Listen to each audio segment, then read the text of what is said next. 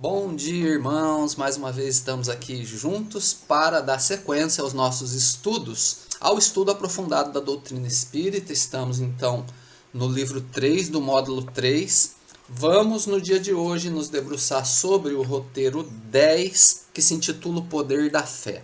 Esse roteiro 10, ele foi construído em cima do Evangelho de Lucas, no capítulo 17, versículos 5 a 10. E nós, claro, não vamos abordar o roteiro, por quê? Porque o roteiro é algo a ser estudado nos nossos encontros do grupo de estudo. Mas a gente vai trazer algumas reflexões sobre dois textos que Emmanuel nos escreve, que estão exatamente aí nesse Evangelho de Lucas. O primeiro é do capítulo 17, versículo 5, portanto, ele abre a proposta da FEB. E o segundo, ele está no versículo 10 do capítulo 17, portanto, ele fecha a proposta da FEB, nos trazendo alguns pontos de vista de Emmanuel, né, para ampliar o nosso entendimento, né, e são propostas que Emmanuel nos apresenta sobre o tema. Né? E o primeiro texto se intitula Fidelidade. Esse texto ele foi composto no livro Escultores da Alma, e o capítulo se intitula Fidelidade. E ele se baseia, como nós já dissemos, no Evangelho de Lucas, capítulo 17, versículo 5, que diz assim: E os apóstolos disseram ao Senhor: acrescenta-nos na fé. Amplia a nossa fé, aumenta a nossa fé.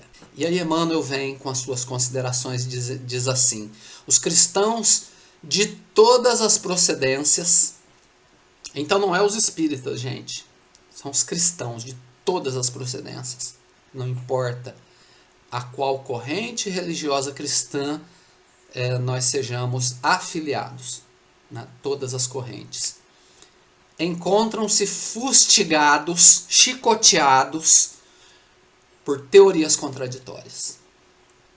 Então, em todas as correntes religiosas, nós vamos ver teorias que se contradizem. Uma fala, vai para lá, a outra, vem para cá. Estranho, né? Estranho.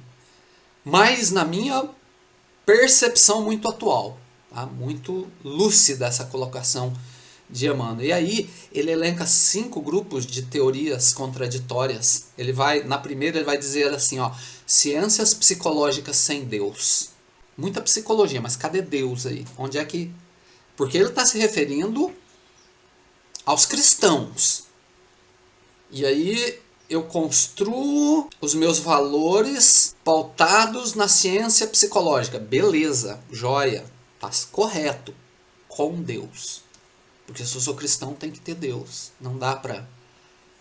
Ah não, mas na psicologia não tem Deus. Nos valores, na ética, na moral, não tem Deus. Aqui é só psicologia. Deus é outra coisa. Não, não é bem assim. Deus, ele é criador, portanto tudo que existe foi criado por ele. Inclusive a psique. Aí o segundo elemento, segunda teoria, sem Deus. Pregações visando a dominação do mundo. Que atual, né, gente? Meu reino não é desse mundo. Terceiro, esquecimento das conquistas espirituais. Foco na conquista material, né? Senhor, me ajude a comprar minha casa, o meu carro, me ajude a ganhar dinheiro, arrumar um bom emprego.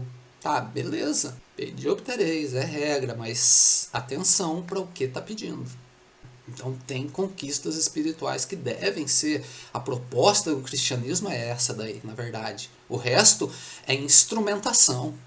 Quarta teoria, relaxamento das disciplinas religiosas. Disciplina é a capacidade de observar, é a norma, é o ensino, é a educação. Relaxamento dessas disciplinas. Não roubar, mas vou só mentir um pouquinho na declaração do imposto de renda, eu vou só comprar aquele CD pirata, eu vou só instalar minha Gatonet. Será? São elementos para a gente ir se questionando, né? Porque, segundo o que Emmanuel nos apresenta, é esse chicoteamento dessas teorias que se contradizem, né?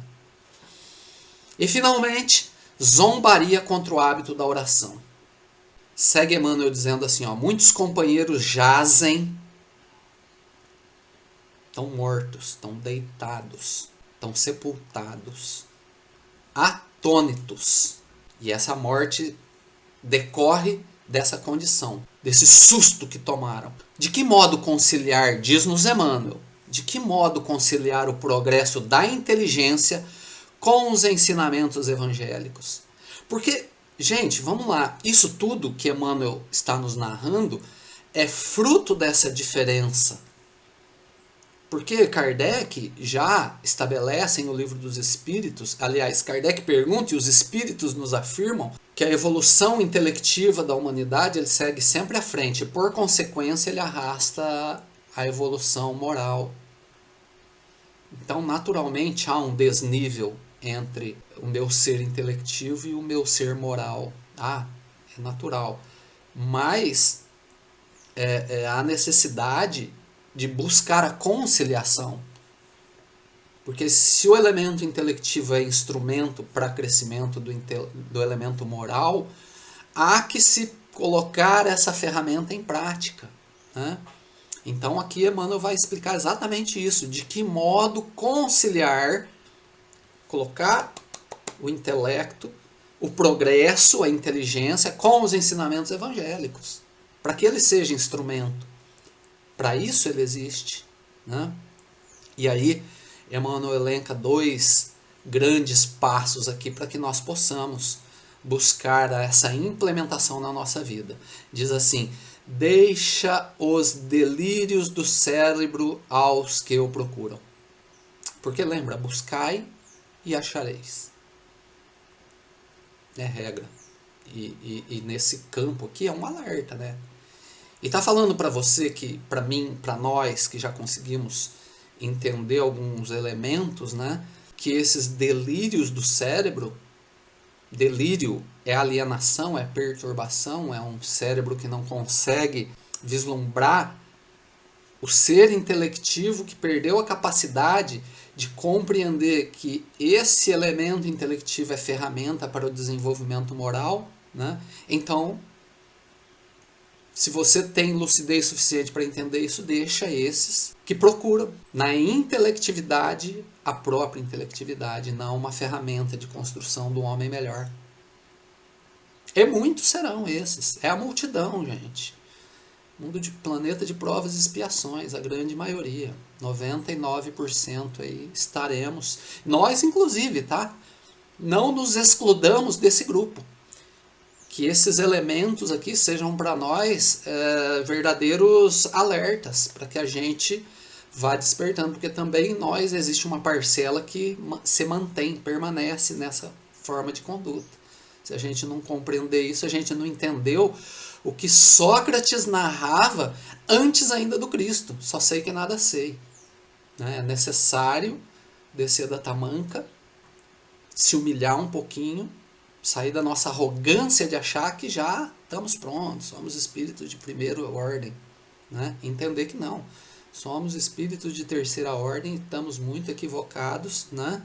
E ainda em alguns campos a gente delira nesse cérebro que procura no cérebro mesmo a razão de ser, né? Então fica aqui, deixa os delírios do cérebro aos que os procuram, e a nós vamos nos afastar dessa busca, desse delírio, dessa fantasia, da ilusão que o reino não é desse mundo. O reino é um reino que está sendo construído no coração, portanto é um reino de sentimento. E finalmente, roga ao Senhor que nos conserve os corações na tranquilidade da fé. É um texto bem curtinho, nós o lemos praticamente na íntegra aqui, né? Tem na internet, vou repetir, fidelidade, Emmanuel, vão achar facinho, tá? Quem quiser ler na íntegra. Então, roga ao Senhor que nos conserve os corações, olha só, não é a mente, é o coração aqui, é o sentimento, né? Os corações na tranquilidade da fé. Por quê? Porque esse ser intelectivo, ele também rouba a tranquilidade do coração. E o que entrega tranquilidade ao coração? Segundo Emmanuel, a fé. E o que é essa fé? É acreditar nesses elementos, nesses valores que a gente vem trabalhando. Nesses valores que Emmanuel nos apresenta. Acreditar, entender e acreditar no simbolismo que Jesus nos oferece. Na ética do Cristo. Valores tais como a caridade, o amor, a benevolência, a indulgência, o perdão. E seguem esses valores que muitas vezes o nosso mundo intelectivo vai acusar como falsos. A razão vai dizer não, isso aí não vou desculpar aquele bandido porque ele cometeu essa ou aquela atrocidade. Então é essa condição do mundo intelectivo que ainda não acredita, que já ouve, está tentando entender. E isso, irmão, somos todos nós. Todos nós em algum nível tem essa resistência aos valores do Cristo. Em algum nível. A gente já admite o perdão, a gente já admite o amor, a gente já admite a caridade. Mas em níveis de lucidez que nós conseguimos alcançar. Temos já o tesouro que a traça não rói, o ladrão não rouba uma parcela desse tesouro construída, mas é necessário dar sequência a esse movimento. E é isso que Emmanuel fala, né? Dessa fé que já está construída em nós, né?